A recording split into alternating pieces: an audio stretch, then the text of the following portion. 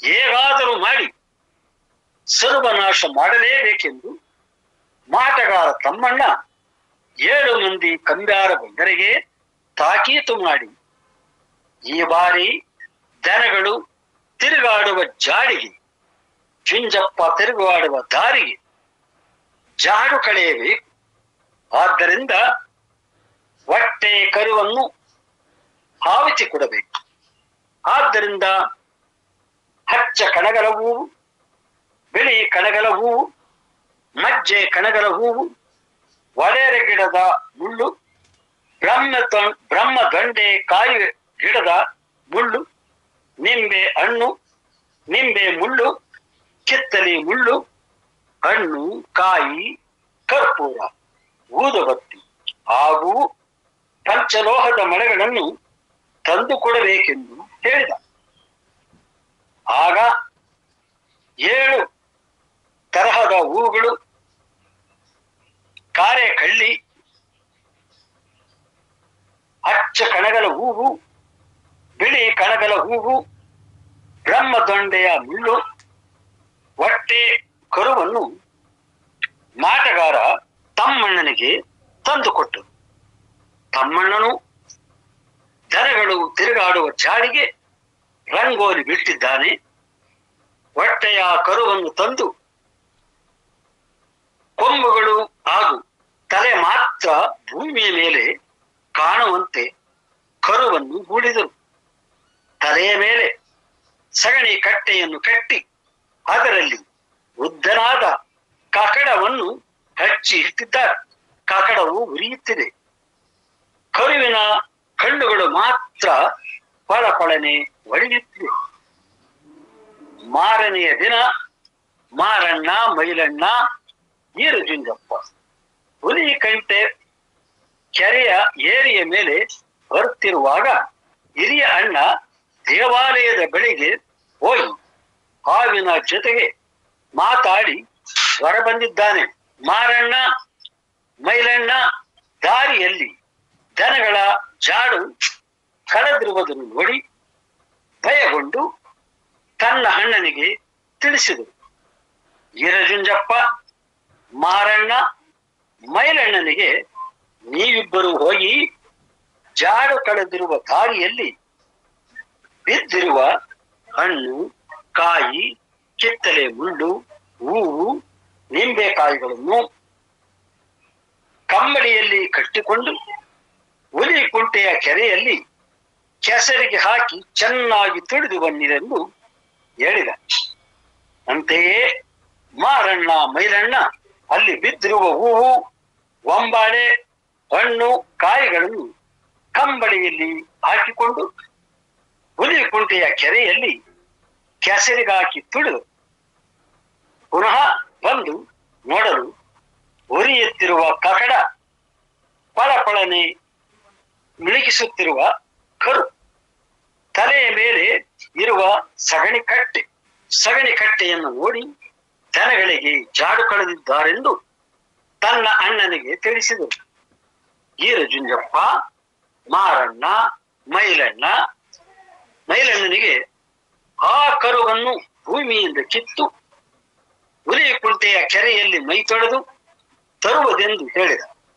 ಅದರಂತೆ ಮಾರಣ್ಣ, ಮೈಲಣ್ಣ ಭೂಮಿಯಿಂದ ಆ ಕರುವನ್ನ ಕಿತ್ತು ಹುಲಿ ಕುಂಟೆ ಕೆರೆಯಲ್ಲಿ ಮೈ ತೊಳೆದು ತನ್ನ ಅಣ್ಣನ ಮುಂದೆ ನಿಲ್ಲಿಸಿದ್ದಾರೆ. ಕರು ನೋಡಿದ ಜುಂಜಪ್ಪ, ಆ ಕರು ಮಾವುಗಳು ಸಾಕಿದ್ದ ಚಿಕ್ಕರಂಬೆ ತಾಯಿಯ ಹಸುವಿನ ಕರುವಾಗಿತ್ತು. ಇದು ನಮ್ಮ ಮಾವುಗಳ ಹಸುವಿನ ಕರುವಾಗಿದೆ.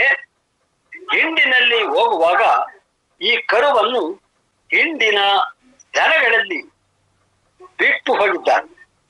ಈ ಕರು ಕೊಟ್ಟಲಗೆರೆಯ ಮಾಸು ಬೇಡರು ಜಾಡು ಕಳೆದುಕೊಂಡು ಹೋಗಿದ್ದಾರೆ. ನಮ್ಮ ಮತ್ತು ನಮ್ಮ ಮಾವುಗಳ ದನ ಸಾಯಲೆಂದು ಈ ಕೆಲಸ ಮಾಡಿದ್ದಾರೆ. ನೀವು ಈ ಕರುವನ್ನು ನಮ್ಮ ಮಾವುಗಳಿಗೆ ಒಪ್ಪಿಸಿ ಬರಬೇಕೆಂದು ಹೇಳಿದ.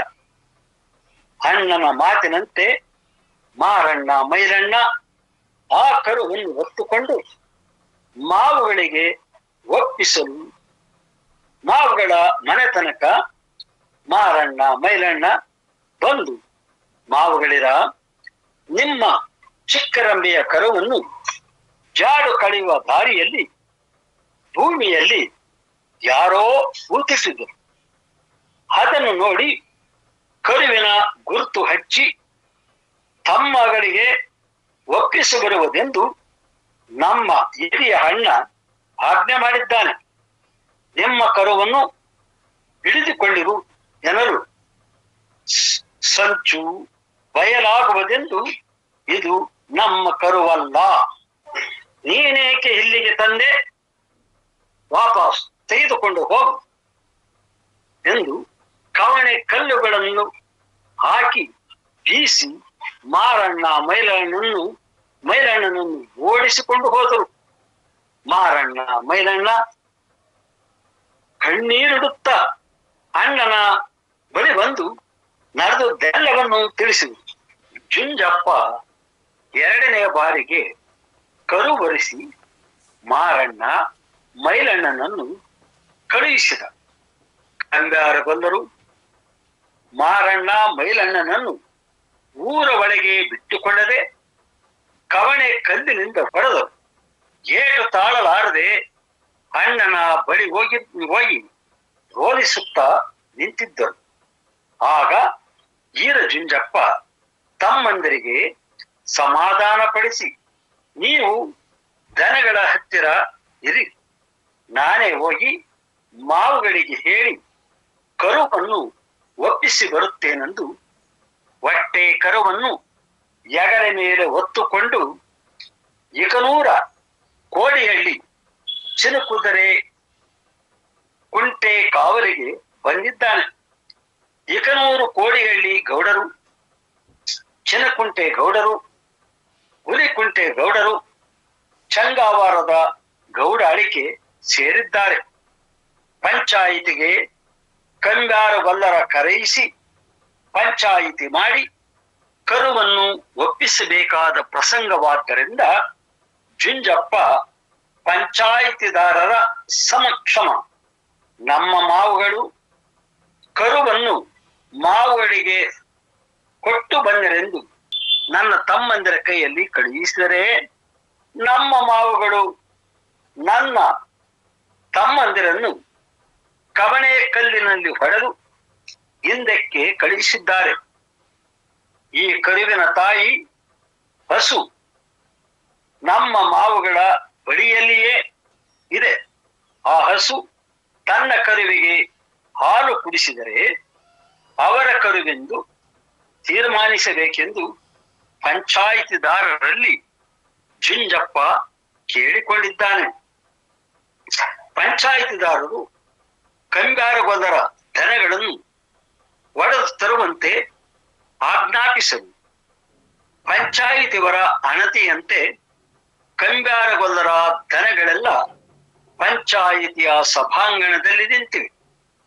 ಜುಂಜಪ್ಪ ಹಿಡಿದು ತಂದಿದ್ದ ಕರು ಹಿಂಡಿನಲ್ಲಿದ್ದ ಚಿಕ್ಕರಂಬೆಯ ಬಳಿಗೆ ಹೋಗಿ ಕೆಚ್ಚಲಿಗೆ ಬಾಯಿ ಹಾಕಿ ಹಾಲನ್ನು ಕುಡಿಯುವುದನ್ನು ಕಂಡ ಸಮಸ್ತ ಗೌಡರು ಕಂಗಾರಗೊಲ್ಲರಿಗೆ ಈ ಕರು ನಿಮ್ಮದೆಂದು ತೀರ್ಮಾನಿಸಿದರು.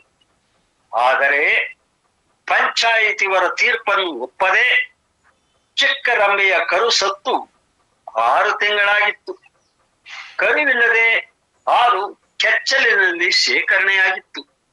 ಅಂತೆಯೇ ಜುಂಜಪ್ಪನ ಕರುವಿನ ತಾಯಿ ಇಲ್ಲವೆಂದು ಕಾಣುತ್ತೆ. ಹಾಲನ್ನು ಕಾಣದ ಕರು ಸಿಕ್ಕಿದ ಹಸುವಿನ ಹಾಲನ್ನು ಕುಡಿದಿದೆ. ಈ ಕರು ನಮ್ಮದಲ್ಲವೆಂದು ಸಾರಿ ಹೇಳಿದೆ. ಪಂಚಾಯಿತಿಯ ತೀರ್ಪನ್ನು ಒಪ್ಪದಿರುವುದನ್ನು ಕಂಡ ಜುಂಜಪ್ಪ ಸಭೆಯಲ್ಲಿರುವ ತೀರ್ಪುಗಾರರೇ, ತರಿಯ ಕೊರಡೊಂದನ್ನು ತರಿಸಿ ಅದನ್ನು ಪೂಜಿಸಿ ಅದನ್ನು ಒಂದೇ ಏಟಿಗೆ ಕತ್ತರಿಸಿದರೆ ಕರು ಕಂಗಾರಗೊಲ್ಲರವೆಂದು ತೀರ್ಮಾನಿಸಿ. ನಾನು ಕಂಗಾರಗೊಲ್ಲರದೆ ಕರು ಎಂದು ನಾನು ಒಂದೇ ಏಟಿಗೆ ಕತ್ತರಿಸಿದರೆ ಕರುವನ್ನು ನಮ್ಮ ಮಾವುಗಳಿಗೆ ಒಪ್ಪಿಸಿರೆಂದು ಕೇಳಿಕೊಂಡನು.